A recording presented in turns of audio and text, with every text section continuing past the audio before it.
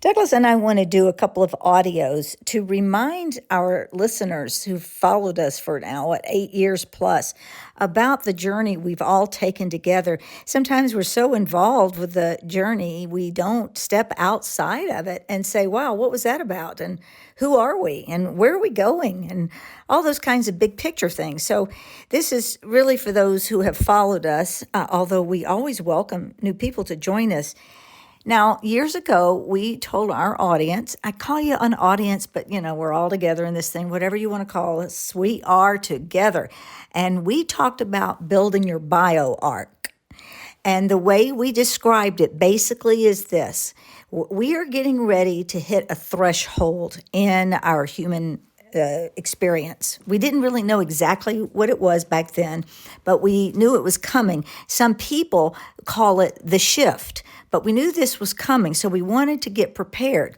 And so we advocated that you start building your bio arc, and this would be a place in your environment. It doesn't have to be a physical thing, but it could be that you could step inside and go through this transition without fearing or without having fear, or trying to minimize whatever fear you think you might have as much as possible.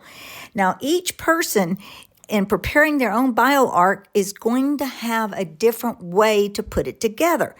At the time I was putting mine together throughout the years, it was important that I had a year's worth of food.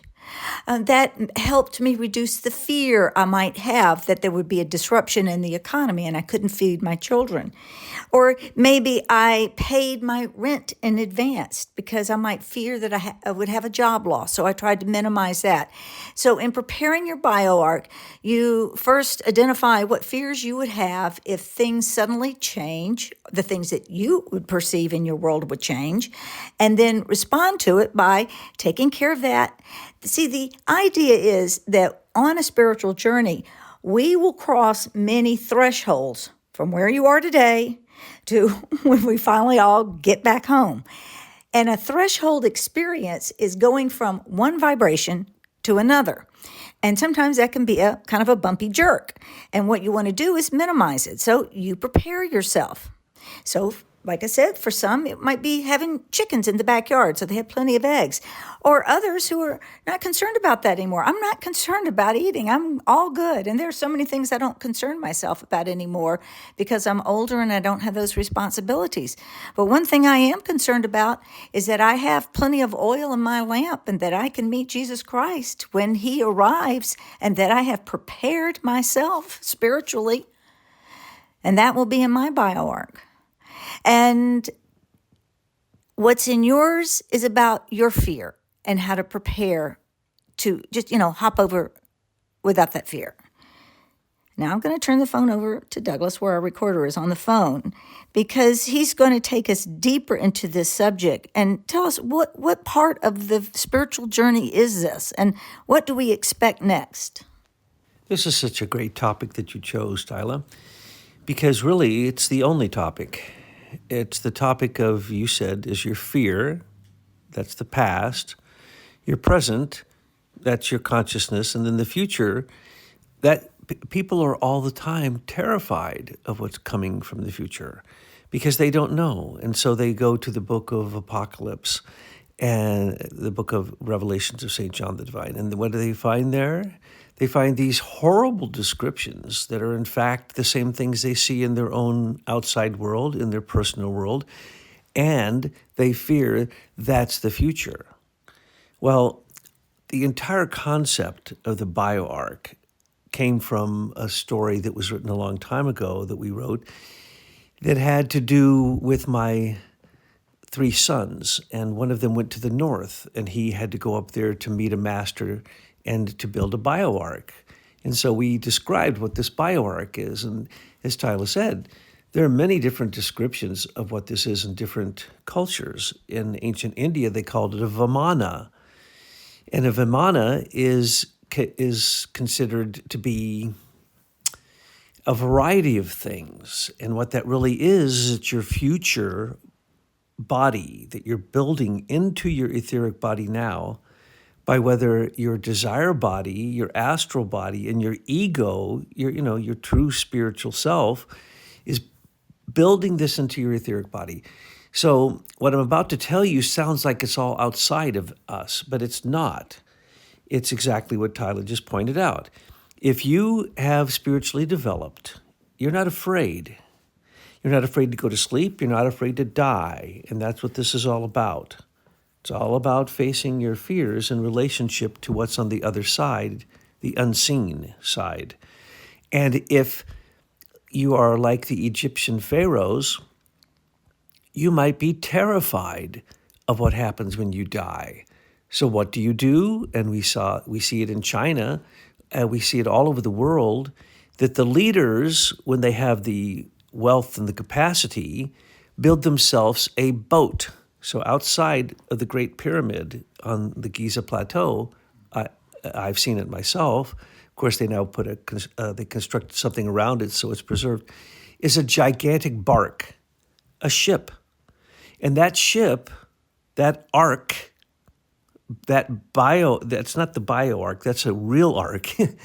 We have invented the concept of the bio ark because it's inside of you. It's what you prepare yourself with in terms of virtue development that actually gets you into the spiritual world, not a physical boat. But they believed they'd sail into the stars, and what did they do? Well, in the past, they would kill all their servants. They'd kill every person who knew the secret passageway into the tomb of the Pharaoh, didn't they? And throughout all cultures, they made human sacrifices at the time of death so that it would propitiate the leader's transference and transcendence into the ocean of the stars, because that's the way they saw that. They saw it that there were kind of three realms. There was the realm of the fiery stars, there was an ocean that went to it, or there's the realm between the earth and the sun, which they consider to be threefold, which you could see the sun rising at noonday, at sunset, and at midnight, right? But those were different gods representing the sun. That was them. So inside of yourself, once you realize that you have a thinking, feeling, and willing, and you can do higher thinking, higher feeling, higher willing, and that this builds, like the Masons called it, the perfect ashlar.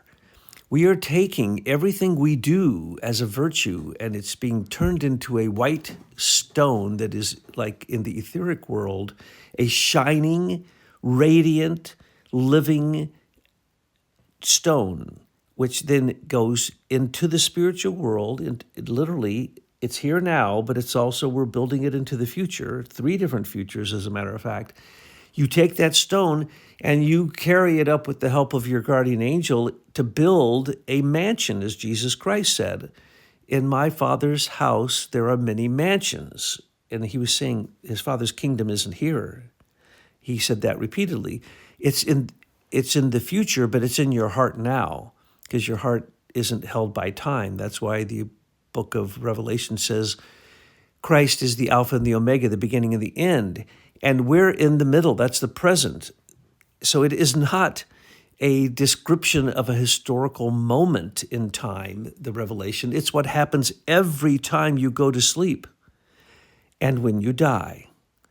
And so if you are not ready for that, it's terrifying. But if you built your ark like the Egyptian Pharaoh built their stellar bark, their boat, but this is very, very common. And this isn't just the flood. That's another whole story. But this is about sailing into the spiritual world. That's what happens every time you go to sleep, every time you die. Now, what do you carry into the spiritual world? What did they carry? They were materialists, terrible materialists. So they carried everything they'd need to live on the other side. But what did they often have? In many, many cases, they either had a chariot or a horse or what they would consider their vehicle. For a shaman in the Uyghur culture, it was a pipe. Or for the American Indian, it was a pipe, the peace pipe. So they would carry this as a vehicle. So when you die, you're supposed to enter into this vehicle. What is that vehicle? That's your bioark. The Hebrews called it the Ophanim, the spirits of the thrones, the willpower of the divine, it was called. It's called the fiery chariot. It's called the chariot of the prophets of the Old Testament. It's called ascension. It's called Christ rising up into the clouds, where he then said that when he returned, his faithful will see him from east to west. It's already happened. It happens for everyone when they reach a certain age and they're mature enough to be able to either decide that the material world is all that there is, or is there a spiritual world? And if there is, maybe you should turn your inward gaze, your open heart, your heart of hearts, your super sensible organ of perception towards the spirit, because you need to pay attention when you're carrying your perfect ashlar, this stone, which is living stone, it's called in the Bible. You carry this living stone into what you can consider anything you want. Steiner calls it first, next to the river of the waters of life coming out of the tree of life, you build a hut. So when you go in the spiritual world, that's the tree of life. There's 4 rivers flowing out from it. If you can get near one of them, that is really the flow of the light process of ascension, which is really a plasma in the human body. It's just like the sun or lightning. And so we have in the human body, the sun and the stars, the same exact thing. And it's all a process of ascending back to the light from whence we came. So the question is, what are you building for the future? Now, here's the problem, and it's a big problem. You can only carry virtue across the threshold. And so when we're talking about building the bioark, that's the body of virtue that you can carry across the threshold between the physical and the spiritual that can then be active in the world of spirits, angels, archangels, archai, all the spirits, all the 9 hierarchies, the Holy Trinity, and lots of other beings, saints and the communion of saints and all, the great Buddhis, the Bodhisattvas, the Buddhas, all these great beings. They're all there. And when you carry this perfect stone of what you do each day, in other words, that's your willpower. What did you put, because whatever you do in your willpower is your religion. That's what your ritual is. That's what you worship with your actions, which is the most powerful thing of all. More powerful than even your feelings and more powerful than your thinking is your willpower. So if every day you go out and you do virtuous activity and you help others selflessly, you have a new stone to add to the building of this great edifice, or could be a simple hut, the hermit's hut beside the river. That's the way the original story was written when the concept of the bioark was manifested in our writings, which will be in our short story book someday when that comes out. But the point is, once you go there, then you find that the inside is the outside is the inside. You are the universe is you. And don't in any way demean the tiny little stone that you might have perfected by your virtuous willpower in the daytime, and how that's going to go into the cathedral or the hut or the mansion, as Christ called it, or the house it's called, or the vimanas.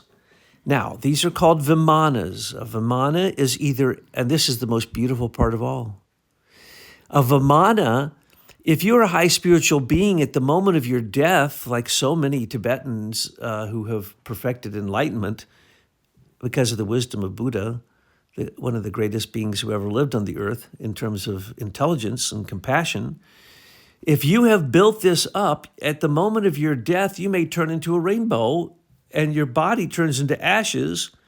Or if you're of a certain sect, like myself that I've been trained in, a being comes to get you and grabs you and pulls you into heaven.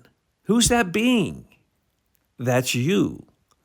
If you have a virtuous body built up by this spiritual practice into the illusory realm, a realm above your head, a realm that's not connected with sense-bound thinking or any of that nonsense of the materialism and of delusion and illusion in the material world. If you think that the material world is real, well, you got to go the other direction. You have to look at spirit that's behind it.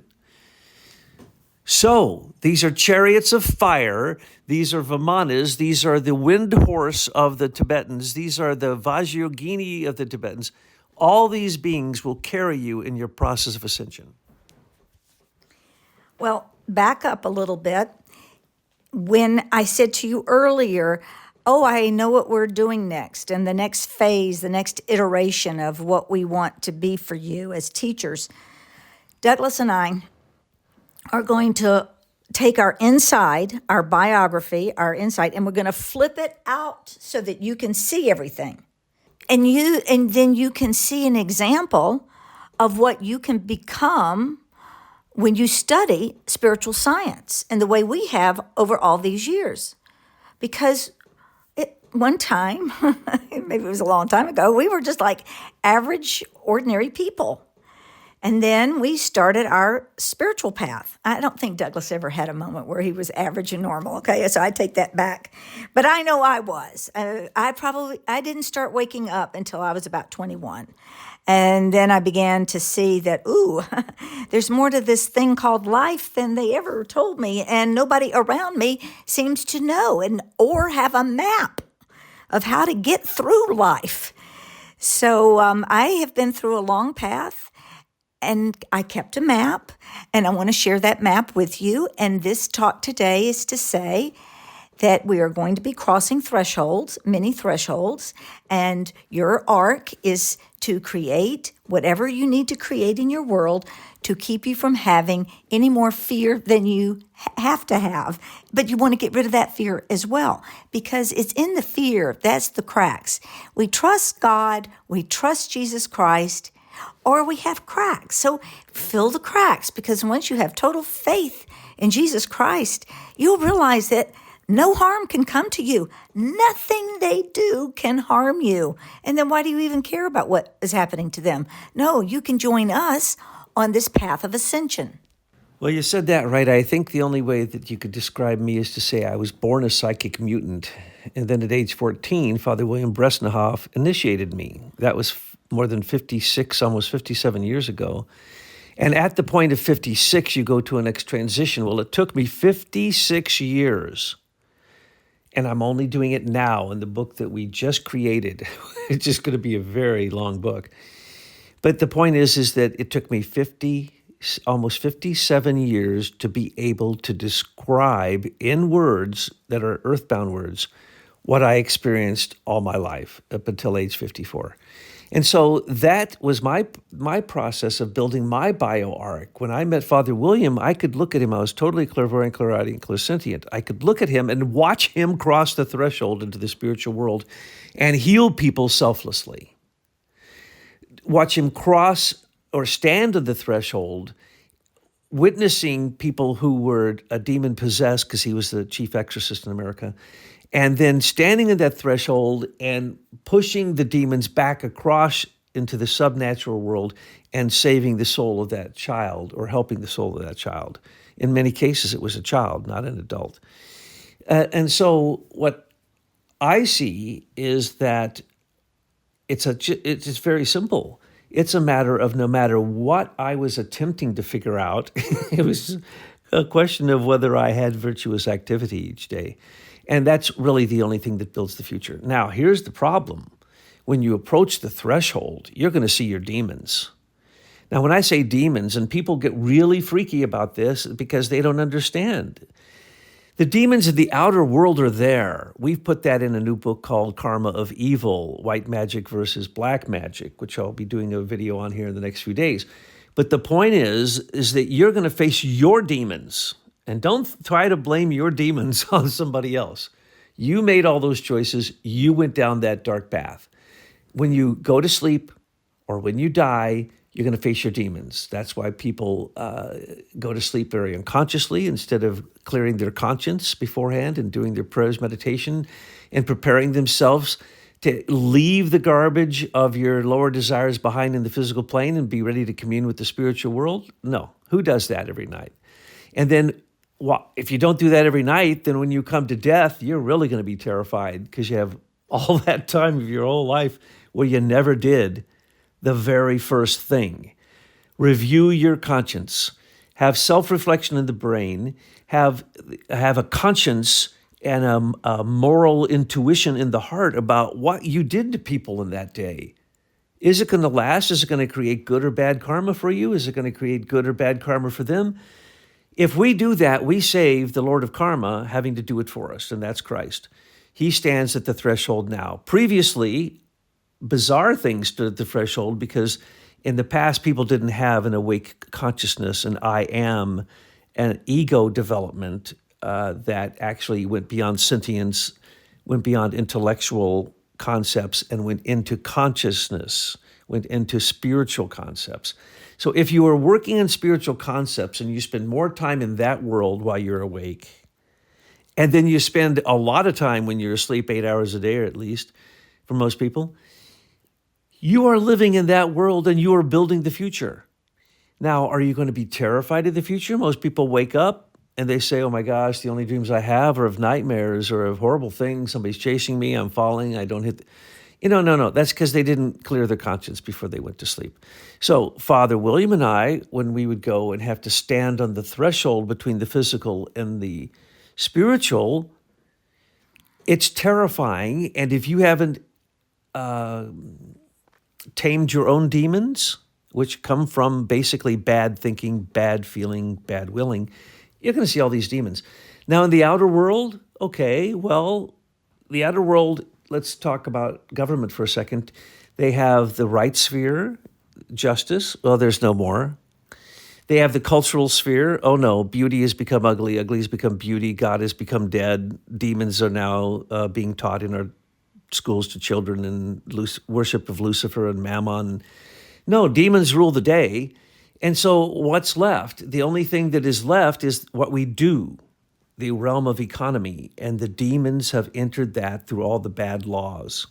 And all the bad laws support the banksters and the brokers and the gangsters and the Ponzi schemes and every way they try to enslave you. But guess what? You can only be enslaved if you allow yourself to be, especially in America.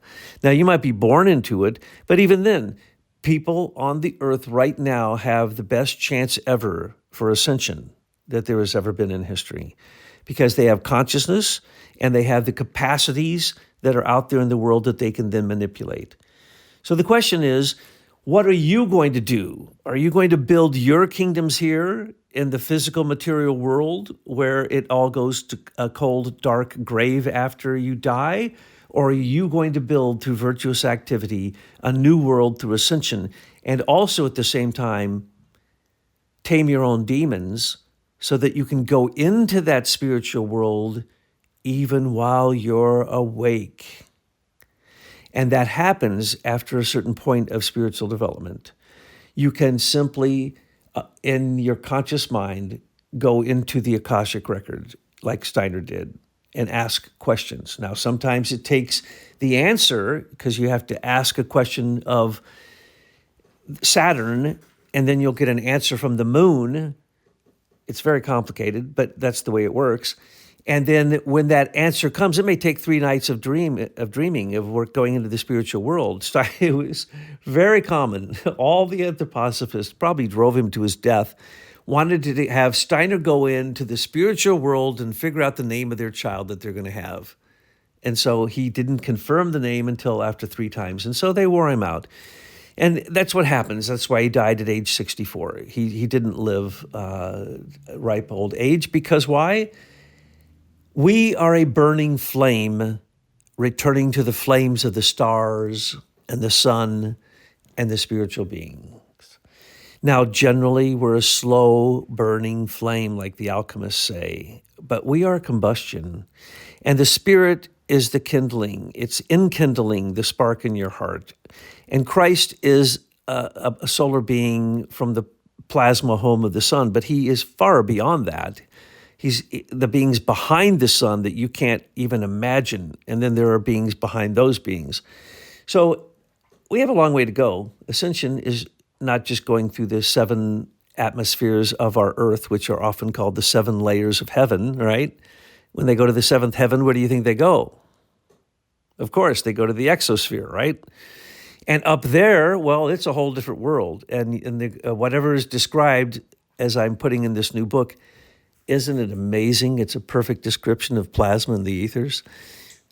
So when we look at combining, building a bioarc, and crossing the threshold, it is, besides love and being kind to other people and loving God, it is probably the most important thing that you can attempt to cognize, to comprehend, to understand, to think about. And in fact, all you really have to do is start with thinking and feeling and willing, but you'll get stuck on feeling, and just try to figure out, where do your thoughts come from? What are they? Are they yours? Where do they go? What are they from? What are they made from? Who made them? Are they beings?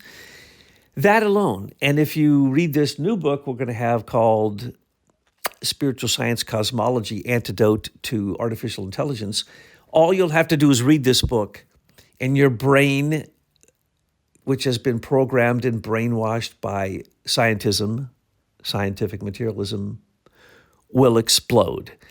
And I'm sorry to have to say that that's a really good first step on the way.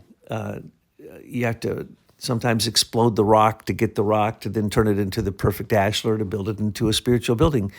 And it takes a lot of suffering sometimes, and blood, sweat, and tears. But the point is, if you have done it, and you had the intuition, the inspiration, and the imagination to do it, then you know it.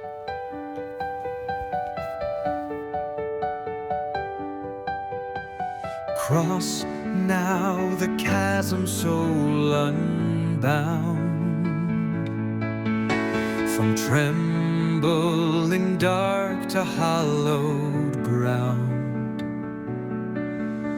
The guardian stands with eyes aflame, yet calls thee home by thy true name. In every fear a threshold gleams, a bumpy path to starry dreams, where ego yields to selfless grace, and Christ awaits in warm embrace. We once were wanderers, lost in night, like seeds asleep in earth's dim light. Yet stirring now our spirits rise, through science veiled in wisdom's guise. Sophia's gentle call awakens powers in one and all. From dormant depths the light unfurls, a new Jerusalem for worlds. We once were